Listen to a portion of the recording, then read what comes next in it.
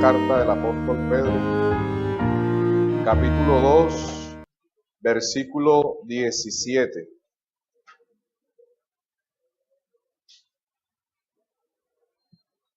Este es el último versículo con que cerramos una de las secciones que tiene ese capítulo.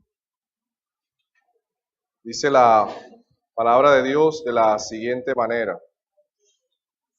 Primera de Pedro, capítulo 2, versículo 17. Honrad a todos, amad a los hermanos, temed a Dios, honrad al Rey. Les invito a orar. Eterno Padre que estás en los cielos, en gloria y majestad y en grandeza, gracias te damos en esta mañana por medio de Jesús, nuestro amado y suficiente Salvador, nuestro Señor, quien derramó su sangre, quien se entregó por nosotros y quien es todo suficiente para nuestras vidas. Te pedimos que nos ayudes en esta mañana a entender y comprender tu santa voluntad, a dar honra a los que tú nos mandas a honrar, a amar a los que tú nos mandas a amar y a temerte solamente a ti, oh Dios Todopoderoso. En Jesucristo nuestro Señor te damos gracias. Amén. Muchos historiadores concuerdan que los cristianos de el Ponto, Galacia, Capadocia, Asia y Bitinia sufrieron bajo el reinado o dominio de Nerón, un emperador del siglo I después de Cristo. Y cuando la ciudad de Roma ardía, valga la redundancia, en llamas, los romanos creyeron que su emperador Nerón había prendido fuego a la ciudad. Probablemente por su increíble deseo y perverso de construir. Y para poder construir tenía que destruir lo que ya existía. Los romanos, a raíz de este fuego que arrasó esta ciudad, estaban totalmente devastados por este hecho. Su cultura, en un sentido, desapareció de la ciudad. Todos los elementos religiosos de sus vidas fueron destruidos. Sus lugares de adoración, sus templos, sus reliquias y aún los ídolos que ellos tenían en sus casas fueron quemados por este gran fuego. Esto tuvo grandes implicaciones en la vida religiosa de todas estas personas. Ellos creyeron que sus deidades habían sido incapaces de lidiar con esta conflagración y también ellas fueron víctimas de este fuego. Las personas quedaron sin casas, con muchos familiares muertos, muchas personas murieron y de seguro sin esperanza. Su resentimiento amargo era severo y Nerón se dio cuenta de que tenía que redirigir toda esa hostilidad. Había un pueblo que estaba resentido. Entonces, el chivo expiatorio perfecto para el emperador fueron los cristianos, quienes eran ya odiados porque estaban asociados con los judíos y porque eran vistos como personas que eran hostiles a la cultura romana. Se dice que Nerón esparció esta idea rápidamente de que los cristianos habían prendido fuego a la ciudad. Y como resultado hubo una intensa persecución en contra de estos cristianos. Y comenzó a esparcirse a lo largo del Imperio de Roma, tocando diferentes lugares hasta llegar al Ponto, Galacia, Capadocia, Asia y Bitinia, impactando a los cristianos que vivían en estas provincias. El sentimiento anticristiano llegó hasta las instituciones humanas, hasta las autoridades judiciales, quienes ese momento eran manejadas por el Imperio Romano. La sociedad civil, los patrones, todo este conjunto comenzó a hacer sentir su hostilidad en contra de estos cristianos que allí vivían. A tal punto que el capítulo 2, versículo 12, dice que a los cristianos se les trataba como malhechores. Eran acusados falsamente. Y dice el mismo versículo 12 que murmuraban de ellos. Ese murmurar quiere decir falsos testimonios. El carácter de las personas que rodeaban a estos hermanos, sus acusadores, eran hombres ignorantes e insensatos, lo dice el versículo 15. Estos cristianos estaban viviendo días muy difíciles, momentos muy duros, que Pedro los describe en el capítulo 4, versículo 12, como: amados, no os sorprendéis del fuego de prueba que os ha sobrevenido, como si alguna cosa extraña os aconteciese. Y de seguro, como han dicho algunos comentaristas, que no solo estos hermanos estaban sufriendo por causa del evangelio o por esto de que se les estaba acusando, sino que al parecer habían otros hermanos al mismo tiempo que estaban sufriendo como ellos o habían sufrido como ellos. Así lo deja ver el capítulo 5, versículo 9, sabiendo que los mismos padecimientos se van cumpliendo en vuestros hermanos en todo el mundo. Y hasta ese momento no estábamos nosotros, porque el evangelio no había llegado acá. Solamente estaba comenzando a ser esparcido. Pero al parecer estos hermanos estaban sufriendo de una forma más severa. Estos hermanos necesitaban verdadero fortalecimiento espiritual en medio de su sufrimiento. ¿Y qué más que las palabras de Pedro? Uno que vio a Jesús cara a cara, testigo de los padecimientos del Salvador, en quien no hubo engaño, fue asesinado siendo inocente, aunque él entregó su vida, siendo testigo de la muerte de Jesús y también viéndolo posteriormente resucitado.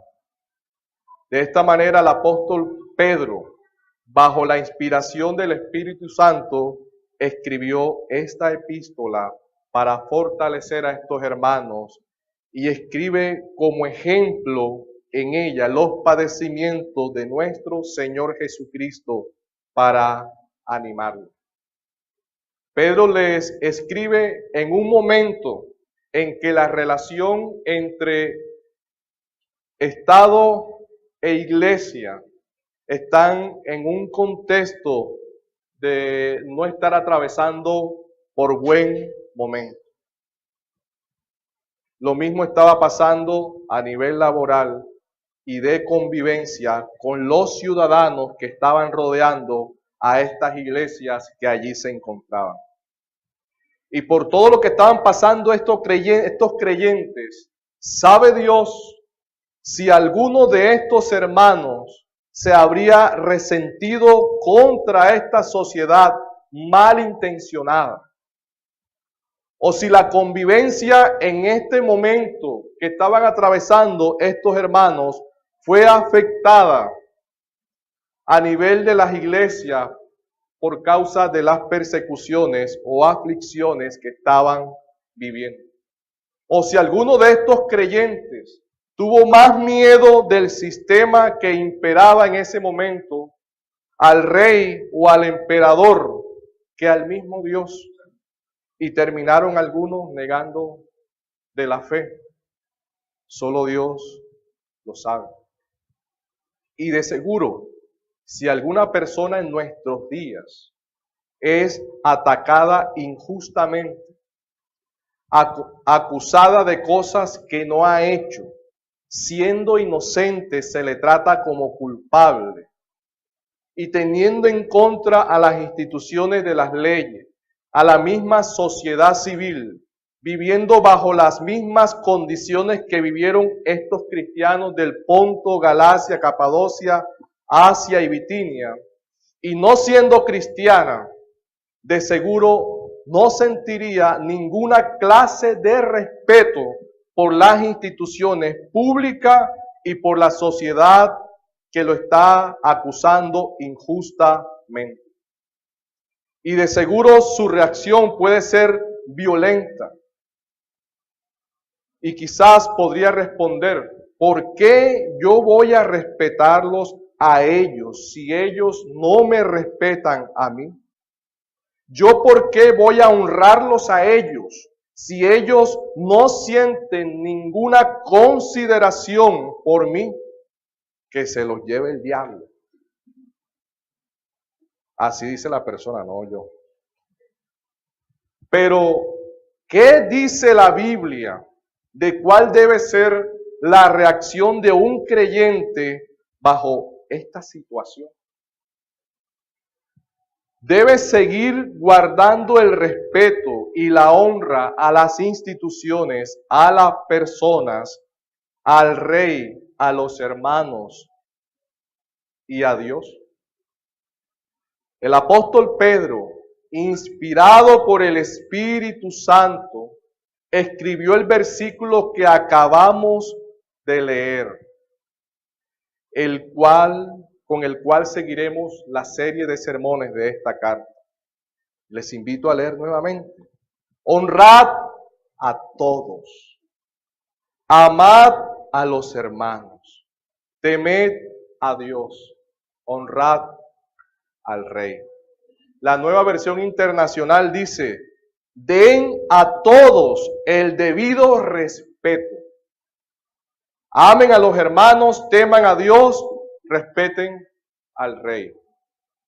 Honren a todos, amen a los hermanos, teman a Dios, honren al Rey. De eso hablaremos en esta mañana.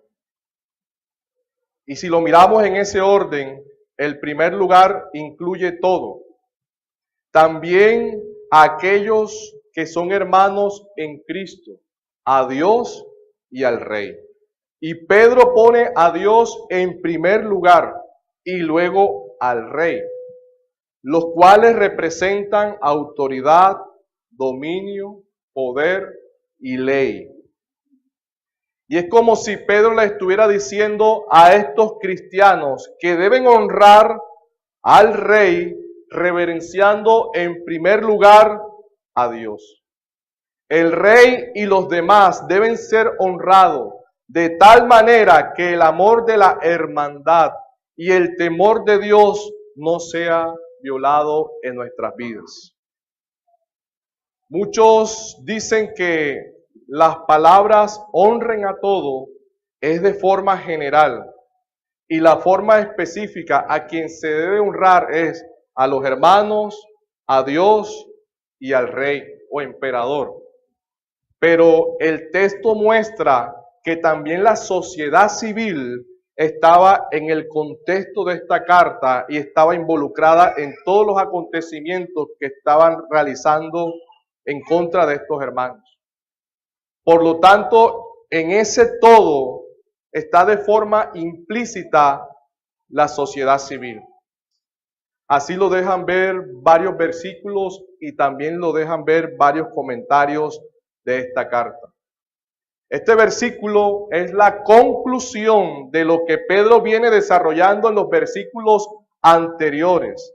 Y al escuchar la descripción de lo que estaba sucediendo a estos cristianos, ¿qué respeto puede sentir una persona que está siendo acusada injustamente por las instituciones públicas y por la misma ciudadanía? Los que deben salvaguardar su vida e integridad como ser humano, los querían destruir. De seguro, muchos optarían por rebelarse contra el sistema y no obedecerlo. Si hay una ley que dice que debemos adorar a un Dios diferente que no sea el Dios verdadero, nosotros no obedeceremos esas leyes de forma positiva, pero sí sufriremos las consecuencias de esa ley. En pocas palabras, obedeceremos la parte negativa de esa ley. ¿Y cuál es la parte negativa? El castigo. Así honramos de cierta forma la ley y a esas instituciones. Hay algunos cristianos que orarían por las personas que lo atacan, pero su oración es para que el Señor se los lleve rapidito y se los quite de en medio. Mire, haciendo un paréntesis, aquí pues trabajamos, muchos de los que estamos acá trabajamos, todos. Muchas veces nosotros como trabajadores nos encontramos con jefes pesados, malos, malintencionados, impíos en todo el sentido de la palabra. Que queremos que cuando salgan no vuelvan a la empresa y que el Señor los recoja y se los lleve rápido. Pero el principio teológico en esta clase de sentimientos lo encuentra en el versículo 18. Cierro el paréntesis para continuar. Pero ante la situación que estaban viviendo estos hermanos del Ponto, Galacia, Capadocia, Asia y Bitinia, ¿cuál es la conclusión a la que llega Pedro? Honren a todos. Honren a todos. Y no falta el hermano que diría, ¿cómo así, Pedro?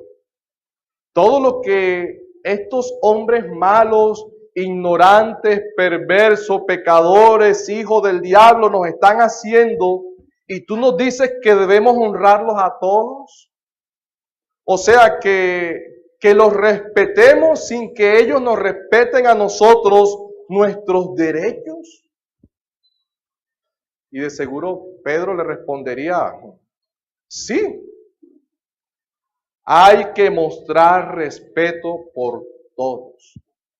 Así lo confirma el modo del tiempo presente del verbo que está en griego. Honrar, amar y temer son 3 mandamientos que están en tiempo presente. Es algo que hay que hacer, es algo imperativo. La palabra honra en griego transmite la idea de estima, de valor, de preciosidad.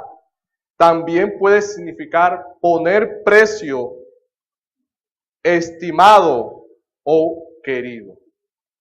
Y en este caso, la palabra honrar se le aplica a todos y al rey.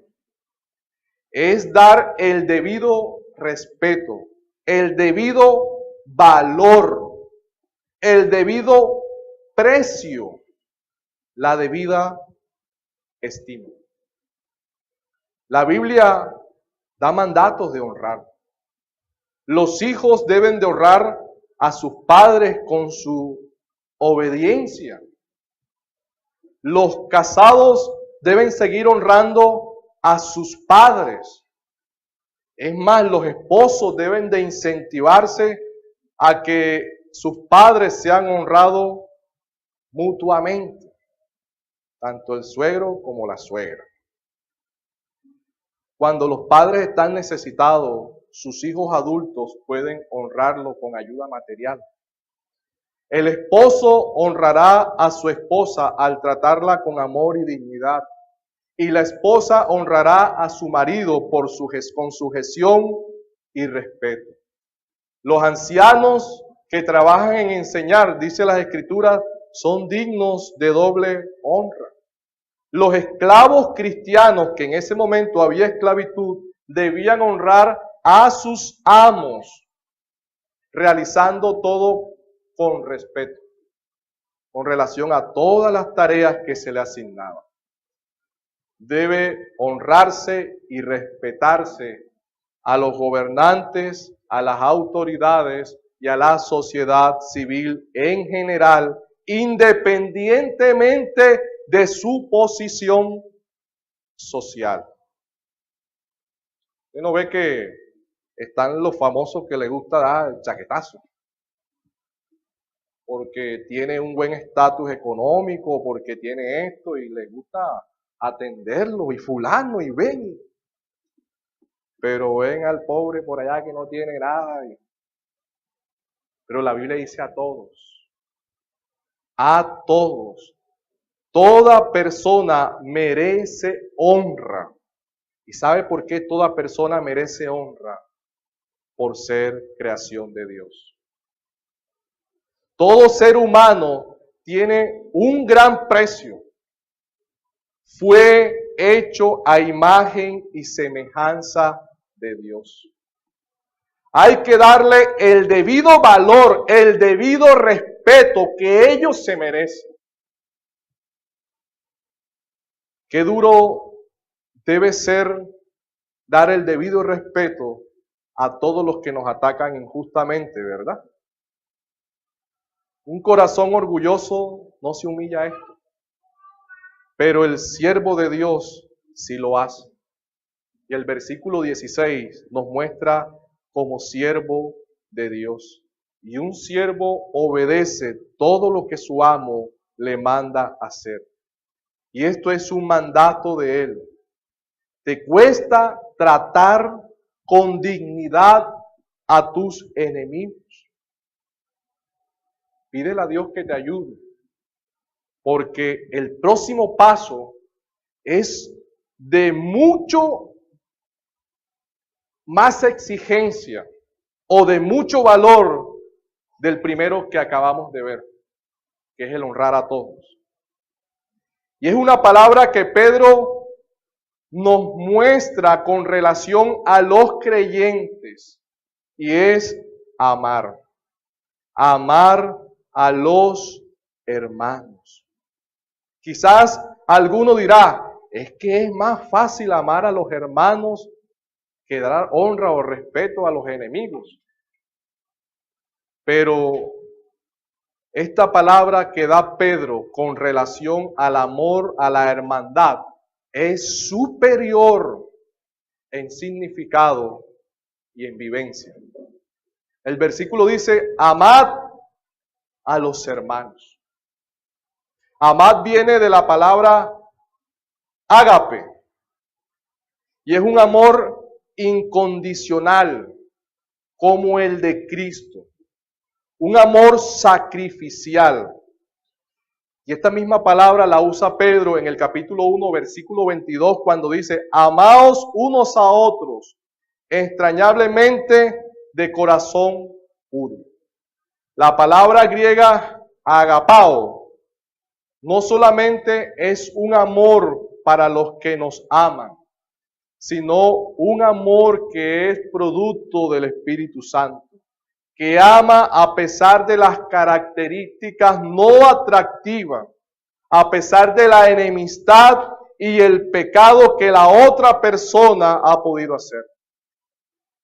Miren, duele más lo que te hace un hermano en Cristo que lo que te puede hacer una persona no creyente. Eso duele más. Aquí no cabe tan solamente la honra. aquí cabe algo más profundo, y eso es el amor. Es el amor que nos motiva sacrificialmente por el otro. Nos lleva a perdonarnos.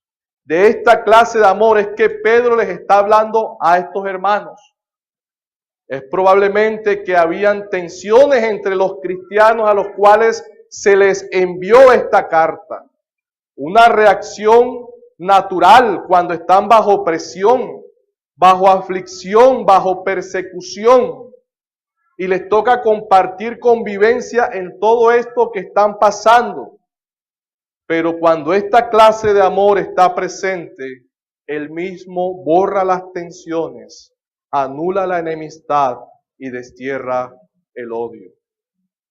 Es un amor esforzado, es un amor de sacrificio. Y estos hermanos necesitaban amarse de esta forma en medio de las aflicciones, en medio de las pruebas, en medio de las persecuciones que podían estar viviendo. Lo que lo iba a mantener unido era ese amor. Así lo entendía el apóstol Pedro. Y así lo entendió también el apóstol Juan. Ellos caminaron con Jesús, estuvieron con Jesús. Vieron el ejemplo de nuestro Señor Jesucristo en esta clase de amor. Y Juan lo dejó registrado en su primera carta, cuando él dice que en esto hemos conocido el amor, en que Él puso su vida por nosotros. También nosotros debemos poner nuestras vidas por los hermanos. ¿Qué clase de amor? Así como Cristo estuvo dispuesto a morir por nosotros, así debemos estar dispuestos aún, hermanos, a morir por nuestros hermanos. No le das honra a los que no son creyentes, que es algo más fácil que amar a tu hermano. Si Pedro nos dice que debemos honrar a todos, incluso a nuestros enemigos, tener el debido de respeto, porque ellos fueron creados a la imagen de Dios, de no devolver mal por bien, ¿cuánto más debemos hacerlo por aquellos por los cuales Cristo murió y derramó su sangre? Amad a los hermanos, dice Pedro, inspirado por el Espíritu Santo. Muchas veces a mí me ha sorprendido, hermanos, algunas frases anticristianas. Uy, gracias, varona. Que uno, permítame y tomo un poquito.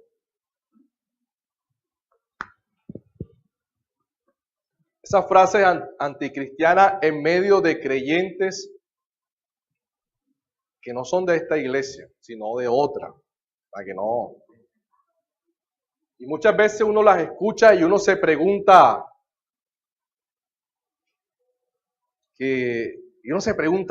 tantas cosas, hermanos. Miren, en medio de este trajinar en el Evangelio, uno ha escuchado frases de hermanos que dicen, es que fulano no me cae bien, es que fulano no me pasa. ¿Usted cree, hermano? Póngase la mano en el corazón y vea la Biblia, lo que nos enseña la Biblia. ¿Usted cree que eso sea lógico en un creyente? Yo soy testigo, hermano, porque yo lo he escuchado, no a esta iglesia. Yo vengo del pentecostalismo, no. Allá sí se ve eso, hermano. No estaba molestando. Pero uno muchas veces escucha eso dentro de nosotros, el mismo círculo. Nosotros que no estamos expuestos a la persecución de la iglesia, así como la vivió la iglesia en sus primeros siglos. Y si esa clase de persecución sucediera en este contexto en que vivimos, sin tener esa clase de amor que Pedro dice, de seguro yo entregaría a ese fulano y a ese sutano. Ahí está escondido, llévenselo. No tengo nada que ver con él. Pero gracias al Espíritu Santo que nos ayuda en todo momento, a pesar de todas nuestras diferencias que podamos tener, a perdonarnos y a seguir adelante. Creo que cuando entendemos el gran amor de Dios, perdonamos, abrazamos y juntos adoramos a nuestro Rey. Pedro, al escribir estas palabras a estos hermanos, les está alentando a permanecer juntos, a enfrentar a un enemigo común de la mano, en amor sacrificial, así como Cristo amó a la iglesia. Un amor grande. Ese amor perfecto que echa fuera el temor. El temor a los hombres, el temor a los emperadores, el temor al sistema. No hay que tenerle miedo a ningún hombre. Todos morirán. El más poderoso, el más rico, el más pobre, todos morirán. Y todos también van a resucitar.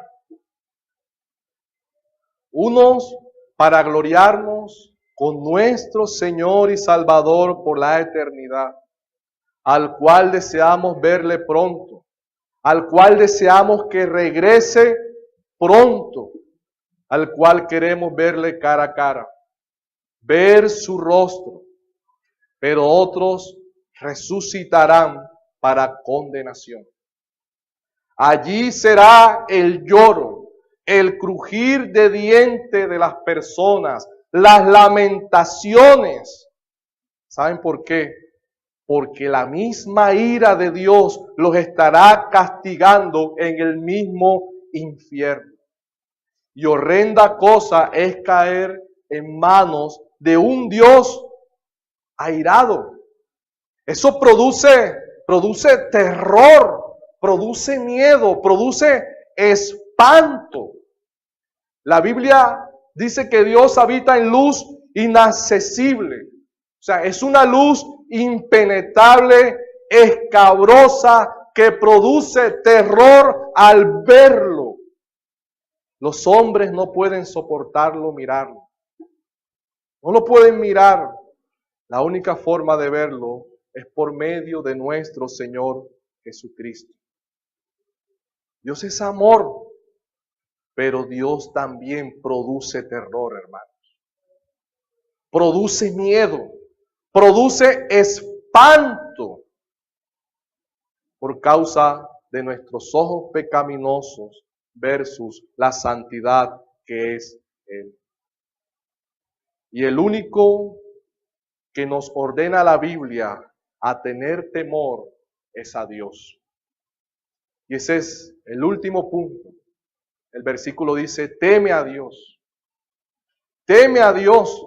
Las persecuciones violentas producen temor, miedo, nerviosismo espantoso, miedo de perder las cosas, de sufrir físicamente, de morir. ¿Pueden las personas vender sus principios morales con tal de no sufrir? Todo por el miedo. El miedo hace perder el control de las personas. Muchos hablan del temor de Dios como un terror reverente, y eso es cierto. Pero la Biblia también nos deja ver ese lado de Dios que produce terror y espanto a los hombres mismos y al mismo diablo. Es un miedo que espanta. La Biblia nos dice que no debemos tener miedo a los que matan el cuerpo. Temed más bien aquel que puede destruir el alma y el cuerpo en el infierno. Estas palabras no son una amenaza del Señor Jesucristo. Y viniendo de la boca del mismo Señor, del mismo Dios encarnado, palabras a sus discípulos, de seguro hubo un gran miedo en el corazón de estos discípulos cuando Jesús dijo estas palabras en el capítulo 10, versículo 31, creo que es de Mateo. Pero el Señor en el versículo 10 le dice, no teman. No teman. No son palabras para asustar. Son verdades que harán temblar a los hombres que rechazaron a Jesús como Señor y Salvador en el día final en que todo esto aparezca. En el día que Cristo aparezca en los cielos, toda rodilla se doblará. Y aquellos que rechazaron al Hijo de Dios temblarán de tal forma que caerán arrodillados reconociendo que Él era el Señor. ¿O tú no crees que Dios es uno? Bien haces, dice la Biblia. También los demonios creen y tiemblan. Ellos le tienen miedo a Dios. Ellos huyen delante de Él. Se esconden del Todopoderoso. Tiemblan ante la majestad del Rey. Y podría citar el miedo que experimentó Adán. Oí tu voz en el huerto y tuve miedo porque estaba desnudo y me escondí. El concepto de temor, tal como está expresado en la Biblia, cubre un amplio espectro de emociones. Por lo general, el matiz de pensamiento o grado de temor exacto debe determinarse a partir del contexto en que se está dando. En este caso, bajo este contexto en que están viviendo estos hermanos, ¿de qué clase de temor les está hablando Pedro a ellos? Las principales palabras del hebreo y del griego que se traducen en la Biblia como temor tienen varios significados. Pero en el contexto del temor a Dios, tales palabras transmiten un profundo respeto. El verbo hebreo yaret puede significar temer, respetar, honrar. Y el sustantivo del hebreo yirat usualmente se refiere al temor de Dios. Y es visto como algo positivo que reconoce la buena intención de Dios para el hombre. Ejemplo, Éxodo 20:20 dice, y Moisés respondió al pueblo, no temáis, porque para probaros vino Dios y para que su temor esté delante de vosotros, para que no pequéis. Es un aspecto positivo del temor de Dios, diferente al que le provoca a los demonios, porque ellos no obedecen. O Proverbios 2:5, entonces entenderás el temor de Jehová y hallarás el conocimiento de Dios. El sustantivo del griego que es probos puede significar temor reverencial hacia Dios. Y no es un simple miedo de su poder y de su justo castigo, sino un sano pavor de desagradarlo y airarlo. El temor a Dios es una actitud de respeto, una respuesta de reverencia y asombro. Es la única actitud y respuesta apropiada que nosotros podemos dar a nuestro Creador y a nuestro Redentor. Es un temor sano hacia Dios. Incluye el temor de las consecuencias de desobedecerlo. El respeto hacia Dios nos ayuda a tomarlo a Él y a sus leyes en serio. Bajo el contexto de la carta de Pedro, él les está diciendo, no tengan miedo del rey, no tengan miedo de las instituciones humanas, no tengan miedo de la sociedad civil. El miedo y el terror de ellos soy yo. O sea, Dios, no yo, Dios. Dios está por encima de todos. Él tiene el poder. Él es el Todopoderoso. Dios es el juez justo que al final dará su justa causa.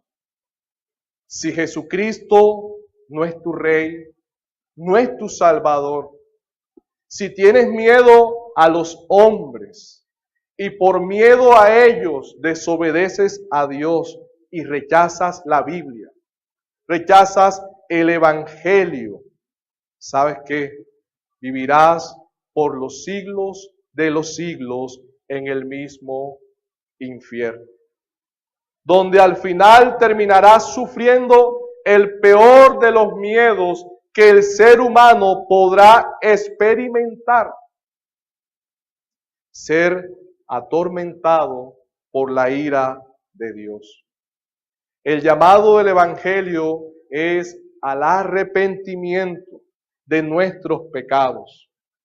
Y la única forma de hacerlo es por medio de nuestro Señor Jesucristo. No hay otro camino. No hay otra forma de escapar de la ira de Dios. Es solo Cristo. No hay más nada. El día que nos presentemos delante de Él, el Padre nos preguntará: ¿dónde está mi hijo en ti? ¿Qué responderás? ¿Qué respuesta le darás en ese gran día en que, amados hermanos, estamos aquí sentados, pero el Señor puede aparecer ya y todo se acaba? Nos presentaremos delante de Dios por medio de Cristo. Él nos justificó. Pero ¿será Dios nuestro temor sobre esta tierra? Mi amado hermano, el temor a Dios, ese temor que nos lleva a obedecerlo por amor de lo que Él es, de su santidad, de su justicia, nos librará de todos los prejuicios injustos que podemos hacer de las personas y nos llevará a dar honra y amar a los que nos rodean. Amén. Oremos.